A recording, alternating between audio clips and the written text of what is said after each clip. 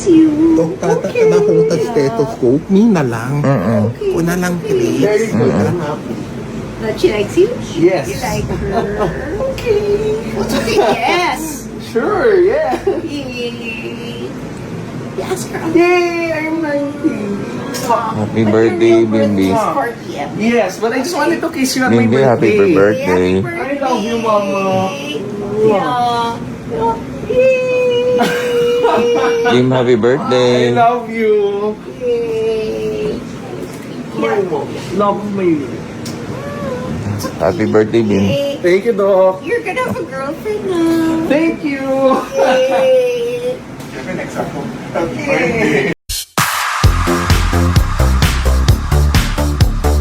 Isang makabuluhan at taos-pusong mensahe ang ibinahagi ni Kris Aquino para sa ika-19 na taong kaarawan ng kanyang bunsong anak na si Bimbi Aquino Yap ngayong April 19, 2025. Ayon kay Kris, hindi niya inakalang darating ang panahong ikatutuwa niyang makita si Bimbi na nagkakaroon ng espesyal na paghanga sa isang babae. Ibinahagi niyang sinabi sa kanya ng anak na espesyal ang naturang babae. Kaya naman ang kanyang birthday wish ay sanay ito na ang maging unang girlfriend ni Bimbi at kung loloobin ng Diyos ay siya na rin ang huli. Sa katunayan, pabirong sinabi ni Kris na ikagagalak niyang maging manugang ang naturang babae balang araw marahil sa loob ng susunod na 7 hanggang 9 na taon.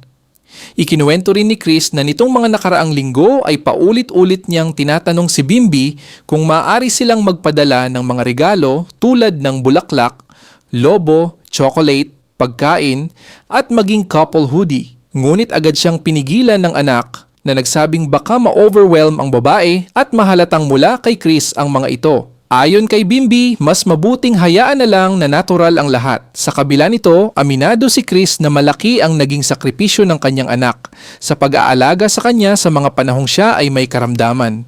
Kaya naman ngayon, nais niyang ibalik kay Bimbi ang kalayaan upang lubos na ma-enjoy ang kanyang kabataan at tahakin ang sariling landas na nais niya.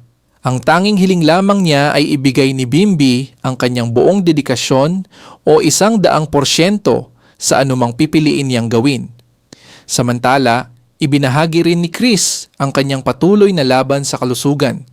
Aniya, nakatakda pa siyang sumailalim sa isa pang infusion session ng Rituxan na bahagi na ng kanyang ikalawang cycle ng gamutan. Bagamat isa itong malakas na immunosuppressant, nagpapakita naman umano ng positibong resulta ang kanyang kondisyon. Dahil dito, kinakailangan lamang ng mas iba yung pag-iingat mula sa mga taong makakatrabaho niya sa proyektong binuo ng kanyang inaanak sa kasal na si Dingdong Dantes. Dagdag pa niya, ipinagpaliban muna niya ang isang mahalagang presentation para sa kanyang nalalapit na comeback show upang maituon ang buong oras at atensyon sa kaarawan ni Bimbi.